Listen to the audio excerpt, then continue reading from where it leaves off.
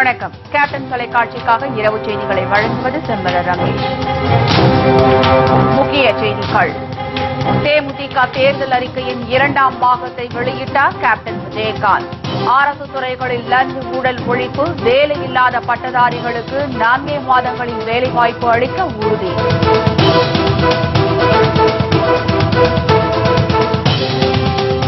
கோவில் பூசாரிகள் மற்றும் அர்ச்சகர்களுக்கு மாத ஊதியம் வழங்க தேமுதிக தேர்தல் அறிக்கையில் வாக்குறுதி. தொழிலாளர்கள், மாற்றுத்திறனாளிகளின் முன்னேற்றம், விளையாட்டுத் துறையில் வளர்ச்சியை ஏற்படுத்தும் 16 முக்கிய திட்டங்கள் அறிவிப்பு.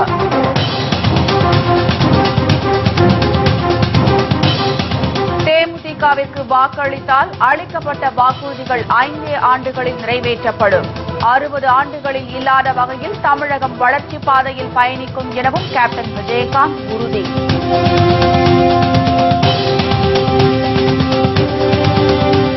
தேமுதிக தேர்தல் அறிக்கையில் தமிழகத்தை வளர்ச்சி பாதைக்கு கொண்டு செல்லும் முக்கிய அம்சங்கள் இடம்பெற்றுள்ளன. பல்வேறு தரப்பினரும் பாராட்டு.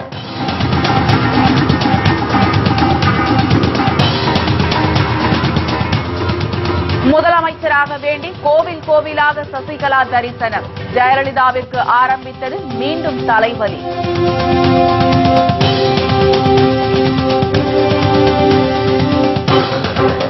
காங்கிரஸ் ஆளும் மாநிலத்தில் சீர்குலைவு வேலைகளை செய்வதுதான் மத்திய அரசின் வேலையாக உள்ளது. ராகுல் காந்தி விமர்சனம்.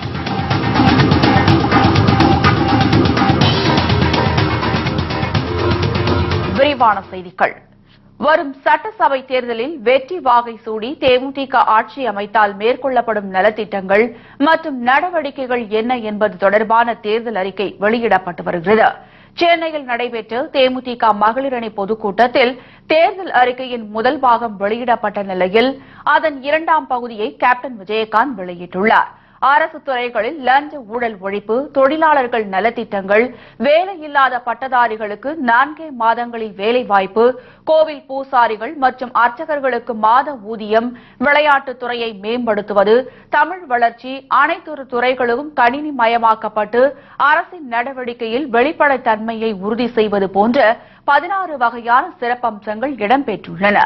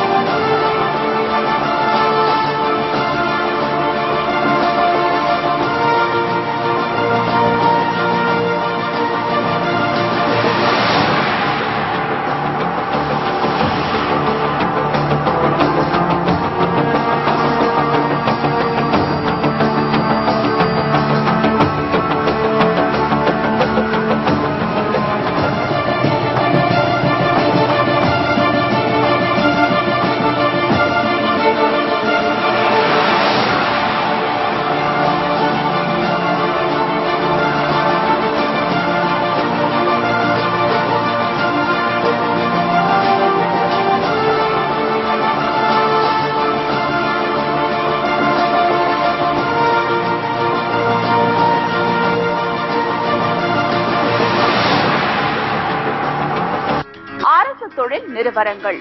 அரசுக்கு சொந்தமான அனைத்து நிறுவனங்களின் பங்குகள் பங்கு சந்தையில் வெளியிடப்படும். இதன் மூலம் வெளிப்படைத்தன்மை கிடைக்கும். அரசு நிறுவனங்களில் பணிபுரிந்து கொண்டிருப்பவர்களுக்கும் பணிபுரிந்து ஓய்வு பெற்றவர்களுக்கும் ஓய்வு பெற்றவர்கள் மறைந்த பிறகு அவர்களின் குடும்பத்திற்கும் என அனைத்து ஊழியர்களுக்கும் பங்குகள் இலவசமாக வழங்கப்படும். ஒவ்வொருவருக்கும் சந்தை மதிப்பில் குறைந்தது 3 லட்சத்திற்கு குறையாமல் பங்கு கிடைக்கும். இந்த திட்டத்தின் மூலம் 25 லட்சம் ஊழியர்கள் பயன்பெறுவார்கள். தகவல் தொழில்நுட்பம் டிசிஎஸ், விப்ரோ, சத்யம் மகேந்திரா, மைத்ரேரி போன்ற உலகத்தரம் வாய்ந்த நிறுவனங்களின் உதவியுடன் அரசின் அனைத்து துறைகளும் விவசாயம் முதல் கல்வித்துறை வரை கணினிமயமாக்கப்படும். இதன் மூலம் அரசின் செயல் திட்டங்கள் அனைத்தும் வெளிப்படையாக இருக்கும். குறைந்தது 1 லட்சம் பேருக்கு வேலைவாய்ப்பு கிடைக்கும். கிராமப்புற கோயில் அர்ச்சகர்கள், பூசாரிகள் தமிழகத்தில் உள்ள அனைத்து கிராமப்புற கோயில் அர்ச்சகர்களுக்கும் மாத ஊதியம் வழங்கப்படும். இத்திட்டத்தின் மூலம் 60,000 பேர் பயன்பெறுவார்கள்.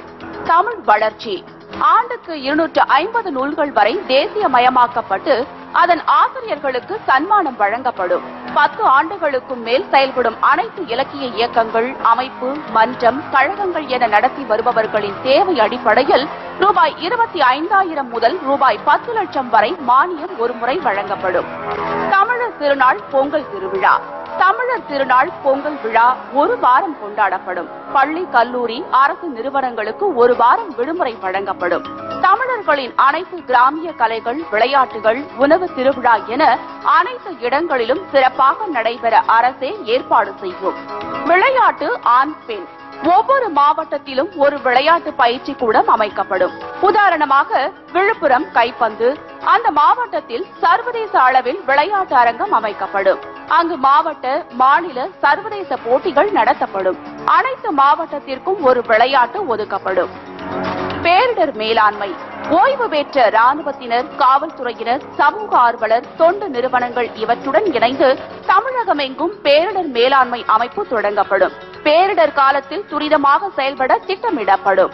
ஆற்றில் மணல் அள்ளப்படுவது நிறுத்தப்படும். மணல் தயாரிக்கப்பட்டு குறைந்த விலையில் வழங்கப்படும். தொழிலாளர்கள் நலத்திட்டங்கள் தனியார் துறை தொழிலாளர்கள், அமைப்பு சாரா தொழிலாளர்கள் ஒவ்வொரு நிறுவனமும் தனது பணியாளர்கள் அனைவருக்கும் ஒரு நிறுவனத்தில் ஒரே ஒரு ஊழியர் பணிபுரிந்தாலும் PF அதாவது சேம நல நிதி கணக்கு தொடங்க வேண்டும்.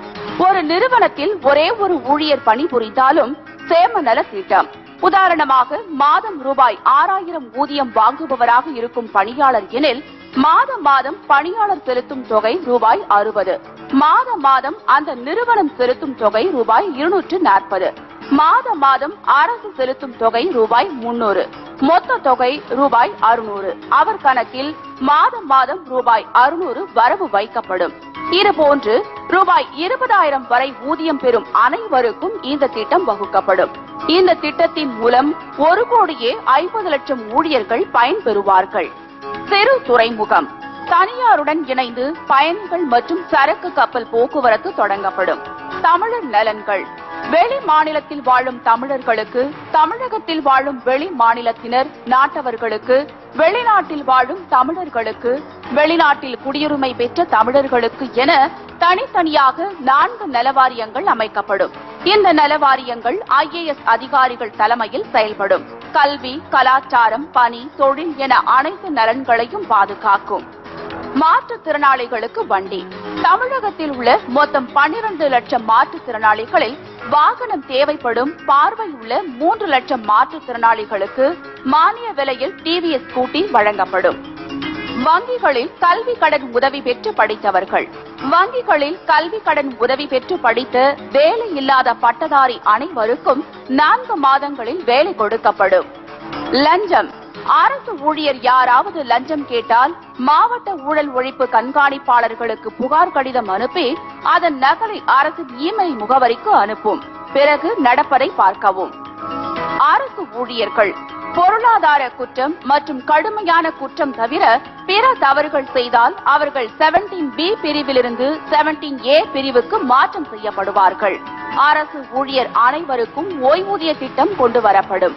ஓய்வு பெறும் வயதை 58லிருந்து 60ஆக உயர்த்த பரிசீலனை செய்யப்படும். அரசு ஊழியர்கள் கடுமையான குற்றத்தை தவிர ஓய்வு பெறும் கடைசி 2 ஆண்டுகளில் யாரும் பணியிடை செய்ய மாட்டார்கள். அப்படியே செய்தாலும் 2 மாதத்திற்குள் முடிவு அறிவிக்க வேண்டும்.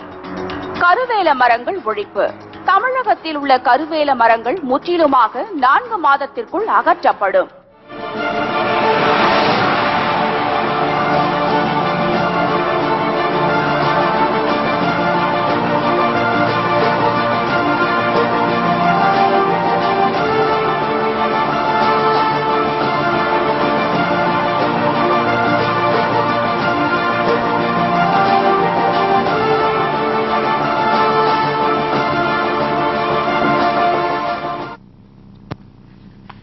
வரும் சட்டமன்ற தேர்தலில் தேமுதிகவிற்கு வாக்களித்தால் தேர்தல் அறிக்கையில் தெரிவித்துள்ள வாக்குறுதிகள் அனைத்தும் 5 ஆண்டுகளில் நிறைவேற்றப்படும் என கேப்டன் விஜயகாந்த் உறுதியளித்துள்ளார். தேமுதிகவின் 2ஆம் கட்ட தேர்தல் அறிக்கை குறித்து சென்னை கோயம்பேட்டில் உள்ள தேமுதிக தலைமைக் கழகத்தில் பேசிய அவர், மக்களின் கருத்துக்களின் அடிப்படையில் 2ஆம் கட்ட தேர்தல் அறிக்கை வெளியிடப்பட்டுள்ளதாக தெரிவித்தார். திமுக மற்றும் அதிமுக கட்சிகள் மக்களின் பிரச்சினைகளை பற்றி கண்டுகொள்ளாமல் ஊழல் செய்வதிலேயே குறியாக செயல்பட்டதாக விமர்சித்த கேப்டன், அதனை அவர்கள் செய்யாமல் இருந்திருந்தால் மக்களுக்கு அளித்த வாக்குறுதிகளை நிறைவேற்றியிருக்கலாம் என்று கூறினார். 110 விதியின் கீழ் அறிவித்ததை நிறைவேற்றாமல் மக்களை ஏமாற்றிய ஜெயலலிதாவிற்கு அப்போது அவர் கண்டனம் தெரிவித்தார். முதல் தேர்தல் அறிக்கை கொடுத்துட்டேன். திமுகவும் கொடுக்கல, அண்ணா திமுகவும் கொடுக்கல. ஏன் கொடுக்கவில்லை? மக்களுக்கு உண்டான பிரச்சனைகளாக பேசுறாங்கன்னா நான் ஒருவன் தான் பேசுகிறேன். சரி, எல்லாத்தையும் நீங்க கொடுக்க முடியுமா அப்படின்னு தான் கேட்குறாங்க. கொடுக்க முடியுங்கிற ஏனென்றால் கொள்ளையடிக்கிறாங்க நாட்டில். வருஷத்துக்கு 5 வருஷத்துல 70,000 கோடி, 80,000 கோடி, 90,000 கோடி, 1 லட்சம் கோடி ஏன் கொள்ளையடிக்கிறாங்க? அதனால அதெல்லாம் செய்து மக்களுக்கு செய்யுங்க, கொள்ளையே அடிக்காதீங்கிறத நான் சொல்றேன். வரும் தேர்தலில் தேமுதிகவிற்கு வாக்களித்து வெற்றி பெறச் செய்தால் தேமுதிக தேர்தல் அறிக்கையில் தெரிவித்துள்ள அனைத்து வாக்குறுதிகளும் 5 ஆண்டுகளில் நிறைவேற்றப்படும் என உறுதியளித்த கேப்டன், தேமுதிக ஆட்சியில் 60 ஆண்டுகளில் இல்லாத அளவிற்கு தமிழகம் வளர்ச்சிப் பாதையில் பயணிக்கும் என்று கூறினார். 60 வருஷம் மக்களுக்காக செய்யாத இதைத்தான் நான் செய்ய போகிறேன். 60 வருஷமாக நீங்களும் ஓட்டு போட்டு தெளிச்சுட்டு இந்த ஒரே தடவை தேசிய முற்போக்கு திராவிட கழகமான மூர்த்தி சின்னத்துக்கு நீங்க வாக்களிக்க வேண்டும் என்று தாழ்மையுடன் கேட்டுக்கொள்கிறேன். நீங்க ஓட்டடிச்சு பாருங்க, நிச்சயமா நான் சொல்ற திட்டங்கள்ல இந்த 5 வருஷத்துக்குள்ள நிறைவேற்றலாம். 2 கட்சிகளுக்கும் ஓட்டு போடாம நீங்க இருந்தீங்கனாலே நிச்சயமாக எதுவுமே செய்யலாம் என்பதை தெளிவாக சொல்லி என்னுடைய அறிக்கையை இதன் மூலமாக உங்களுக்கு கொடுத்து கொண்டு இது நீங்க எல்லாரும் பார்க்கணும் என்பதை என்னுடைய தாழ்மையான கருத்து. உங்களுடைய கருத்துக்களை நான் படிச்சுக்கிட்டு தான் இருக்கேன் தினந்தோறும். captain16 election@gmail.com அப்படிங்கிறதுல என்னுடைய தேர்தல் அறிக்கையில் ஏதாவது குறைகள் கண்டுபிடிச்சு நீங்க சொன்னீங்கன்னா அதெல்லாம் அதுல கொடுக்கலாம். தேமுதிக தேர்தல் அறிக்கை தொடர்பாக பொதுமக்கள் தங்களின் ஆலோசனைகளை, கேள்விகள், குறைகள் ஆகியவற்றை captain16 election@gmail.com என்ற இமெயில் முகவரியில் தெரிவிக்கலாம் என தேமுதிக தலைவர் கேப்டன் விஜயகாந்த் அப்போது கேட்டுக் கொண்டார்.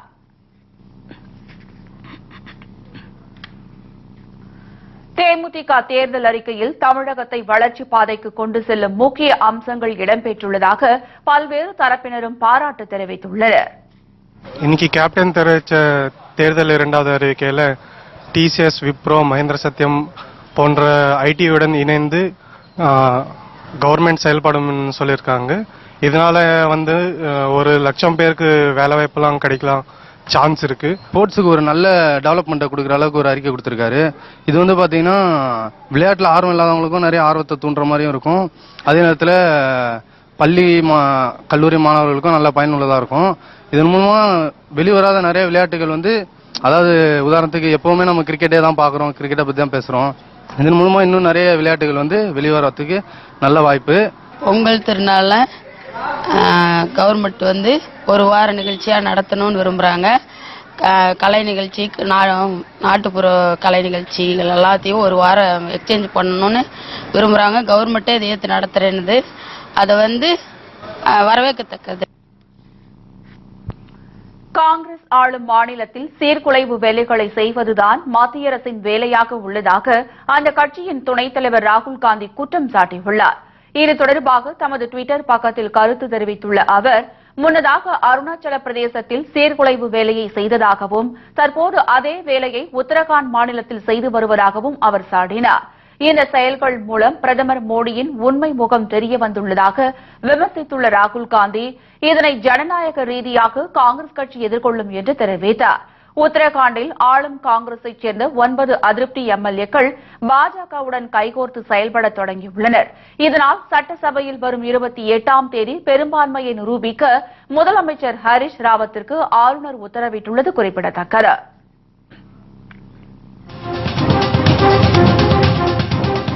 சிட்டுக்குருவிகளை பாதுகாக்க வேண்டியது ஏன்? சிறப்பு தொகுப்பு.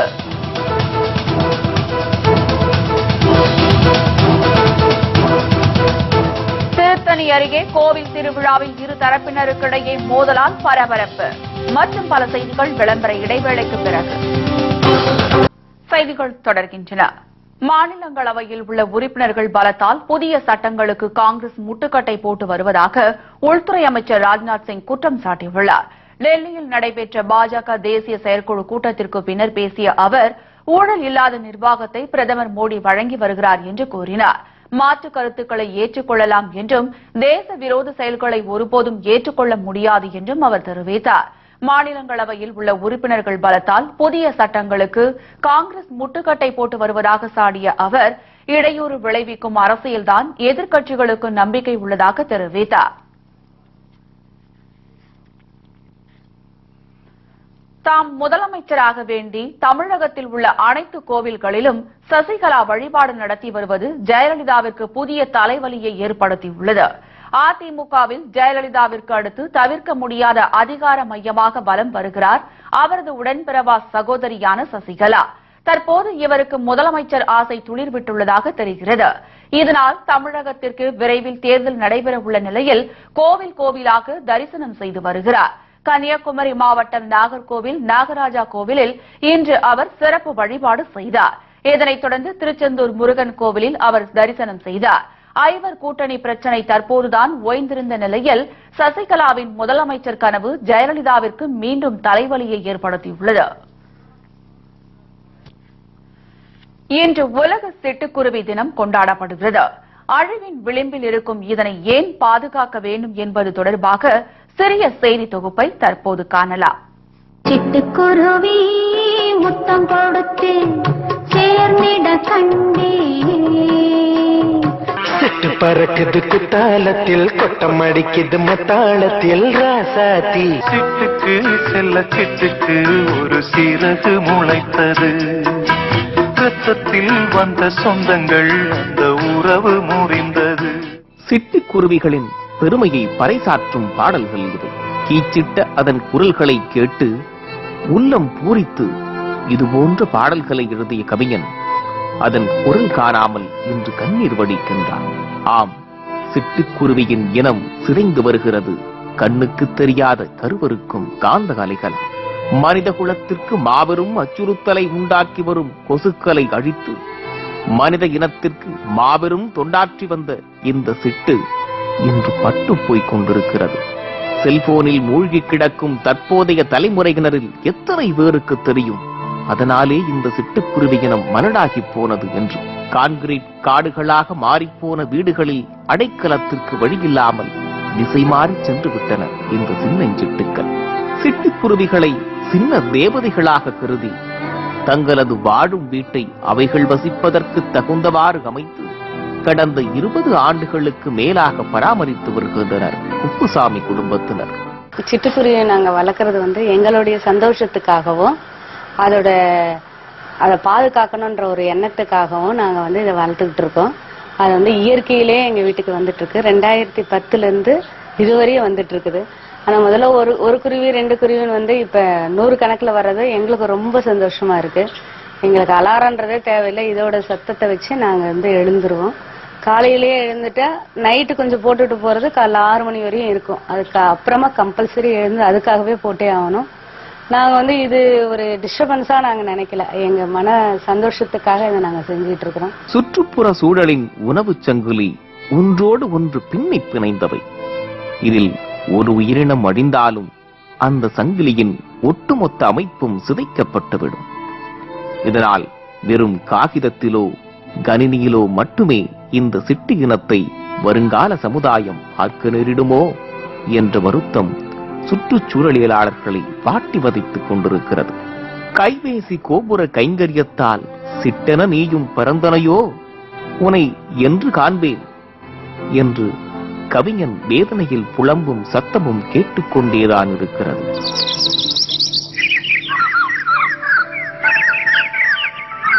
இதனால் சிட்டுக்குருவியை பாதுகாப்பது அரசின் கடமை மட்டுமல்ல, பொறுப்பும் கூட.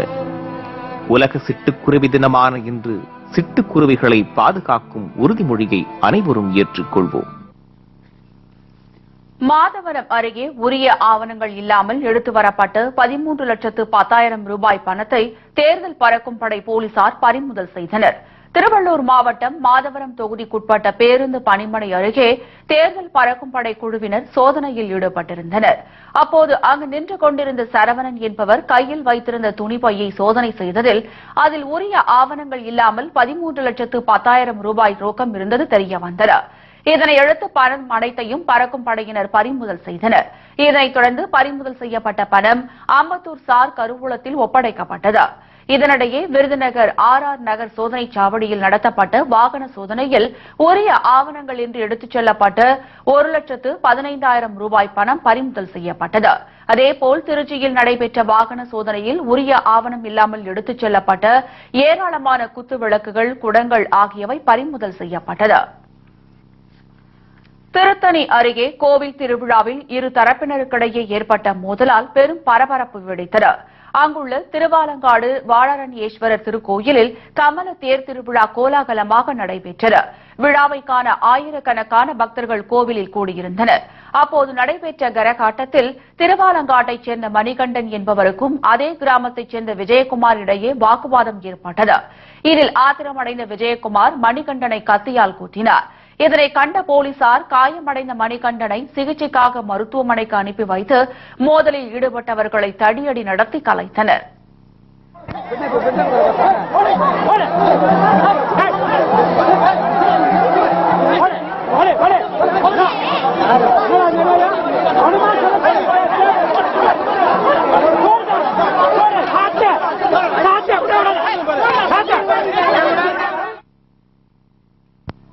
இதனையடுத்து மோதலில் ஈடுபட்ட சிலரை போலீசார் கைது செய்தனர்.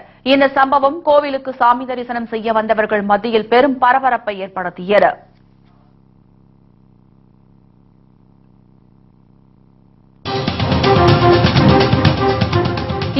ஓவர் உலகக்கோப்பை கிரிக்கெட் போட்டி ஆப்கானிஸ்தானை வீழ்த்தியது தென்னாப்பிரிக்கா. விவரம் இடைவேளைக்கு பிறகு.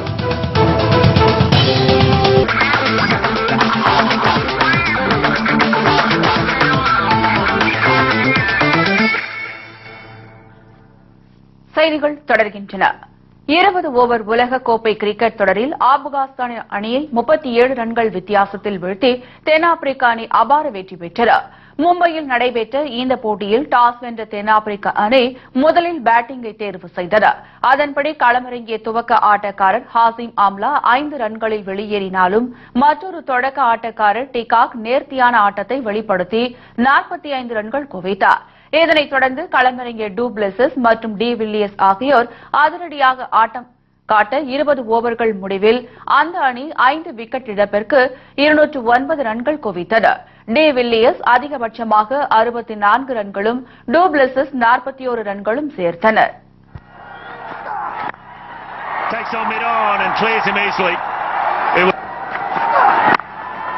It's a better delivery, but it'll cost him a boundary. It was full and it was wide, but it was straight up in the air. It's pretty well bowled. It should be taken. It was a change of pace, and it is. Last ball of the innings. And it's a taken hit by Duminy, and it clears the fence. Good one to finish on. The big over. 210 ரன்கள் எடுத்தால் வெற்றி என்ற கடின இலக்குடன் களமிறங்கிய ஆப்கானிஸ்தான் அணிக்கு முகமது சசாத் மற்றும் நூர் அலி ஜோடி ஓரளவு நல்ல துவக்கத்தை அளித்தது. குறிப்பாக சாசத்தின் ஆட்டத்தில் அனல் பறந்தது. 19 பந்துகளை மட்டுமே எதிர்கொண்ட அவர் 44 ரன்கள் குவித்து விக்கெட்டை பறிகொடுத்தார். இருப்பினும் பின்னர் களமிறங்கிய வீரர்கள் அடுத்தடுத்து ஆட்டமிழந்ததால் 172 ரன்களுக்கு அனைத்து விக்கெட்டுகளையும் இழந்து அந்த அணி தோல்வியை தழுவியது. இதனால் 37 ரன்கள் வித்தியாசத்தில் தென்னாப்பிரிக்க அணி அபார வெற்றி பெற்றது.